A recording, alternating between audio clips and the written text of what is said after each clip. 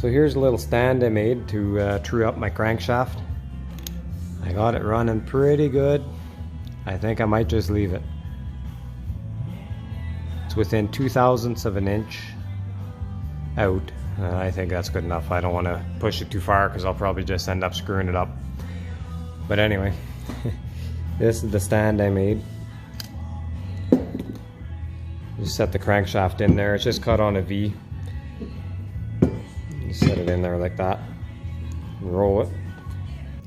If your pin is at the front and this is high, that means you have to hit here because this is too high. It's twisted like this. And you can figure that out easily with the tool.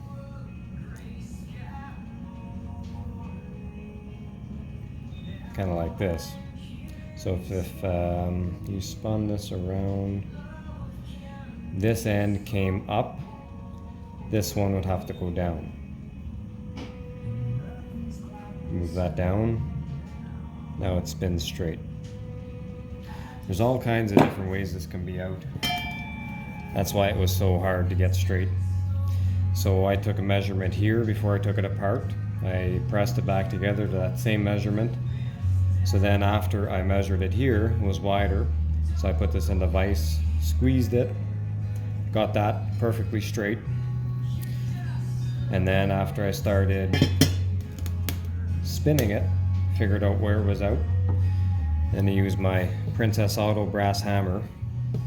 It's getting in rough shape, but you need a brass hammer so it doesn't damage the crankshaft. So with lots of hammering and checking and hammering, I think I finally got it good enough. So I'm just going to leave it. So here's the case for the Yamaha. I put the crank back in. I cleaned all this out or made sure there was no dirt down inside there. I'm just going to clean the other half and check everything, make sure I'm not forgetting anything, and then I think I can mate them together. So for sealer, I'm going to use this Permatex Moto Seal. Used it quite a bit, never had a problem with it. Put on a little bit, you could probably do one half and put them together, or you could do both halves and put them together. I think I've done it both ways and never had a leak.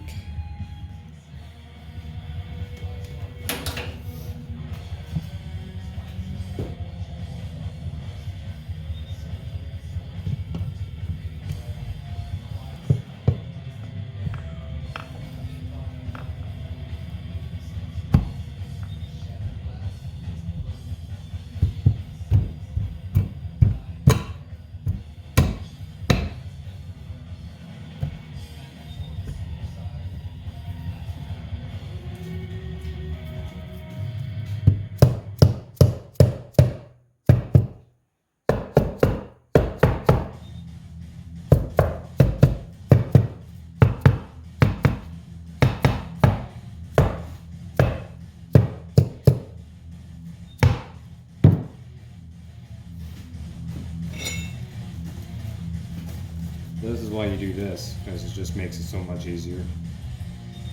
No screw ups.